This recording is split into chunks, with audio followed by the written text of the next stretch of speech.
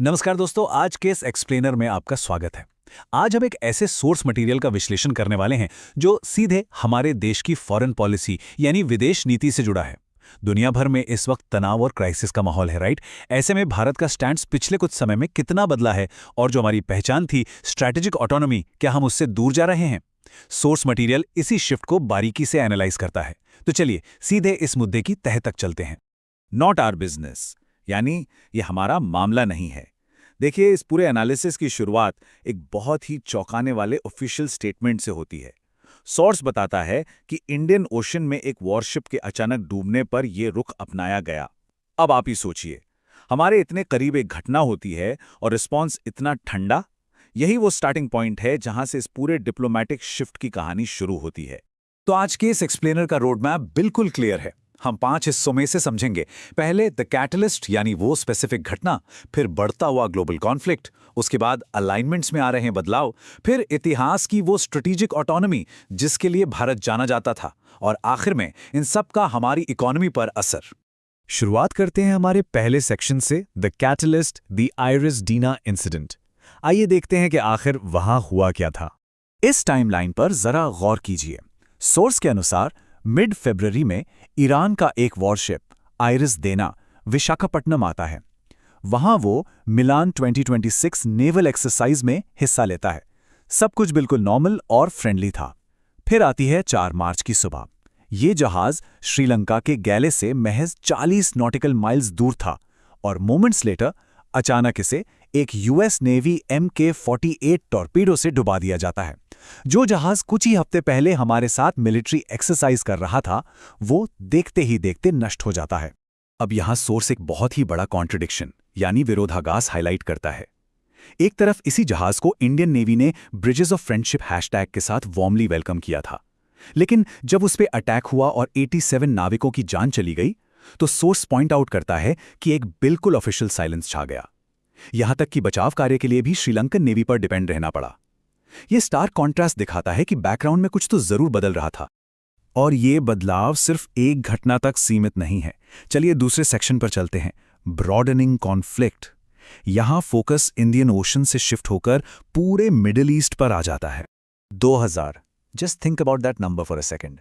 Source report करता है कि अमेरिकन फोर्सेस ने ईरान में 2000 से ज्यादा टारगेट्स पर बमबारी की है। To put that into perspective, ये अब कोई छोटी मोटी झड़प नहीं रही, ये एक मैसिव स्केल का एस्केलेशन है। और ऐसी मैसिव बॉम्बिंग का असर क्या होगा? एक कैस्केडिंग रिटेलिएशन, यानी रिएक्शन पर रिएक्शन। सोर्स डिटेल देता है कि इसके जवाब में 9 मिडल ईस्टर्न देशों में यूएस बेसिस पर मिसाइल्स दागी गईं। रियाद में यूएस एम्बेसी से ड्रोन्स टकरा गए। टेल अवीव में स्ट्राइक्स हुए जहां 40 से ज्यादा बिल्डिंग्स डैमेज हुईं। और आग में घी का काम किया लेबनान के हिजबुल्ला ने, जो इस युद्ध में एज एन एलाई कूद पड़ा। हॉस्टिलिटीज लिटरली वाइल्ड फायर की तरह पूरे रीजन में फैल चुकी हैं। तो इस पूरे कियोस्क के बीच भारत कहां खड़ा है? यही हमारा तीसरा पॉइंट है, शिफ्टिंग अलाइनमेंट्स। सोर्स यहीं पर अपना सबसे मेन आर्ग्यूमेंट पेश करता है। एक बार इस टाइमलाइन पर वापस चलते हैं। सोर्स हाईलाइट करता है कि 26 फरवरी को प्रधानमंत्री मोदी ने अपनी यात्रा के दौरान इंडिया इजराइल रिलेशनशिप को एक स्पेशल स्ट्रेटेजिक पार्टनरशिप में अपग्रेड किया था। अब ध्यान देने वाली बात यह है कि ये ठीक उस वक्त हुआ जब मिडिल ईस्ट में टेंशन अपने पीक पर थी। ये टाइमिंग आगे के डिप्लोमेटिक शिफ्ट्स को समझने के लिए काफी क्रूशल है।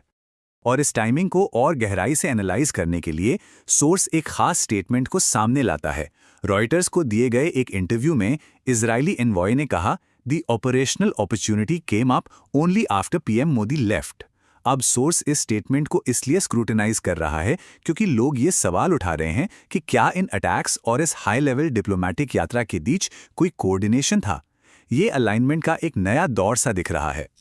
और यही वो पॉइंट है जहां सोर्स ऑफिशियल क्लेम्स और ग्राउंड रियलिटी को आमने सामने रखता है। क्लेम यह है कि Bharat guardian of the Indian ocean और रीजन का नेट सिक्योरिटी प्रोवाइडर है, राइट? पर रियलिटी में क्या हुआ? एक अनआर्म्ड नॉन हॉस्टाइल शिप जो हमारे साथ ही एक्सरसाइजेस करके लौट रहा था, उसे बिना किसी निंदा या कॉन्डेमनेशन के डूबने दिया गया। सोर्स इसे एक बहुत बड़ा गैप मानता है कथनी और करने के बीच। इस नए शिफ्ट को सही से कॉन्टेक्स्ट में समझने के लिए हमें अपने चौथे सेक्शन यानी इतिहास की तरफ देखना होगा। Let's talk about the echoes of strategic autonomy.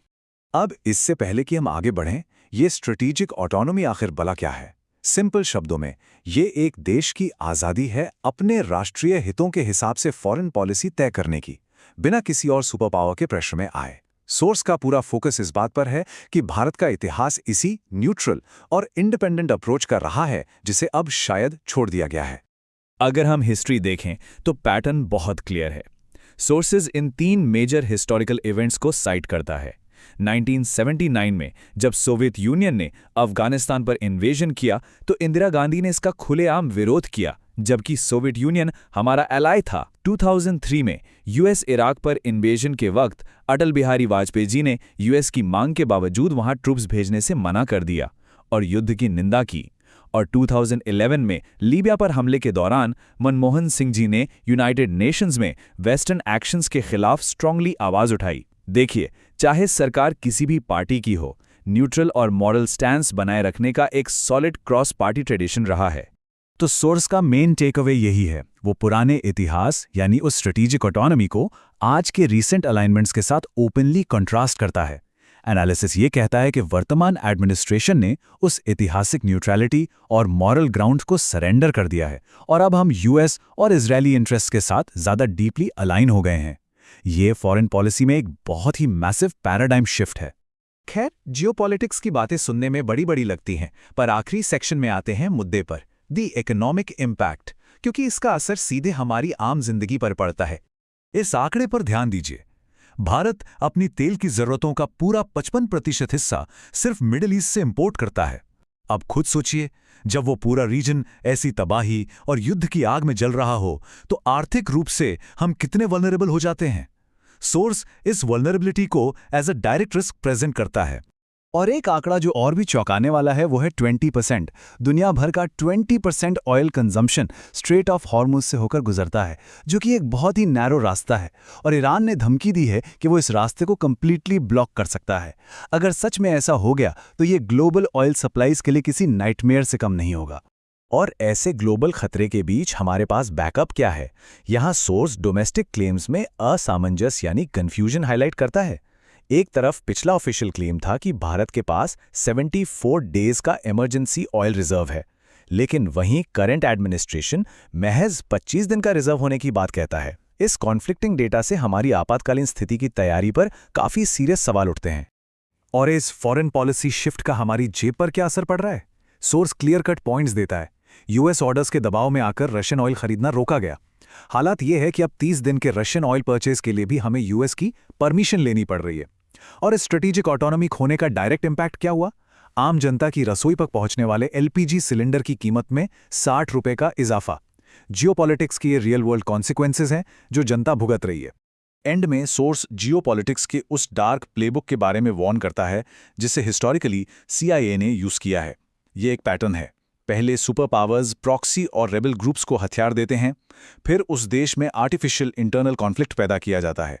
इस अस्थिरता का फायदा उठाकर नए टेरर ग्रुप्स पैदा होते हैं, जैसे हमने इराक और सीरिया में आइसिस को बनते देखा।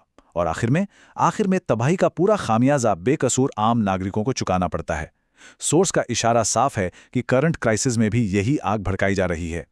तो सोर्स का ये डीप एनालिसिस हमें आखिर में एक बहुत ही प्रोवोक करने वाले सवाल पर लाकर छोड़ देता है। जब सुपर पावर्स प्रॉक्सी वॉर्स के जरिए दुनिया भर के अलायंसेस को अपने हिसाब से दोबारा रीशेप करने की कोशिश करते हैं, तो क्या इसकी लॉन्ग टर्म कीमत इस पूरे रीजन की शांति और स्थिरता देकर चुकानी पड़ेगी? आज के इस शिफ्टिंग फॉरेन पॉलिसी के दौर में इस सवाल का जवाब हम सबको ढूंढना चाहिए। आज के इस एक्सप्लेनर में बस इतना ही। फिर मिलेंगे अगले डीपली रिसर्च विश्लेषण के साथ।